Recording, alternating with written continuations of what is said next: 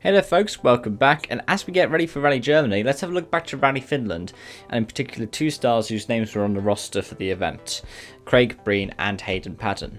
Now both of these people were people who ended up losing their full-time drives at the end of last season because of a contract involving a French man named Seb. Of course, with Craig Breen, it was because of Sebastian Ogier going back to Citroën, but for Hayden Paddon it was Sebastian Loeb going over to Hyundai. Now what I want to talk about in this video is an article I saw on motorsport.com over the course of the weekend, and in particular because of what it ended up talking about for the future for both of these people. Now of course Craig Breen ended up bringing the car home in 7th place behind Thierry Neuville, and that was following having incurred a penalty so Neuville would get ahead of him in the order. However, Hayden Paddon never took part in Finland due to a pre-event crash that destroyed the event car because they were practicing so close to the event they weren't able to use a test car, they had to use the one he was using in the actual rally. And what this motorsport.com article alleges is that this isn't the last we've seen of them this season. Now, there are multiple reasons for this, and both of them are with the kind of respective teams they're already working out deals with.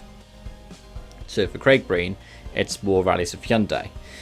He's going to be doing a rally this weekend in the Irish Tarmac Championship, where he could win the championship itself. He's been doing most of the rounds this season in a Ford Fiesta. This time around, he's going to be doing it in an i20 R5. So it could be that he's able to clinch the title there with a Hyundai, with an eye to be getting entered into Wales Rally GB. For Paddon, it's more of a sponsorship issue, as Rich Milner, the boss of M Sport, has said.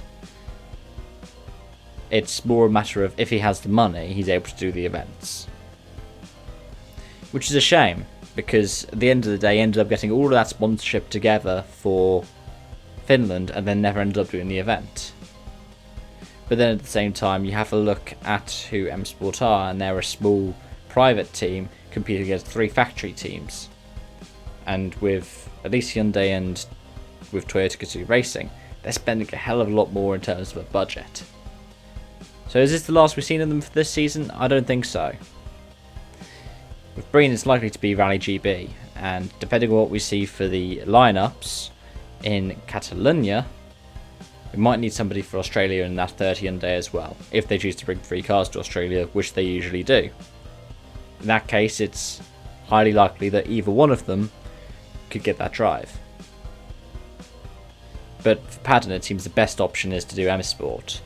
He said he's happy to do any of the events. He was even talking about doing Rally Turkey.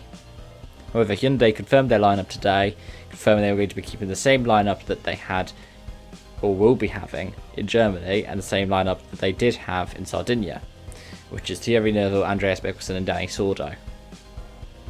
Now my personal speculation is that for Catalonia they're going to be having both Loeb and Sordo in the car, which means that Mikkelsen will sit out the event. Which means that there will be 2 rallies where Hyundai will need a 3rd driver. And like I've said, Breen, according to this article, is rumoured to be getting the Rally GB call-up. Who knows, we'll get the Australia call-up. All I can say is both these guys deserve full-time drives in WRC.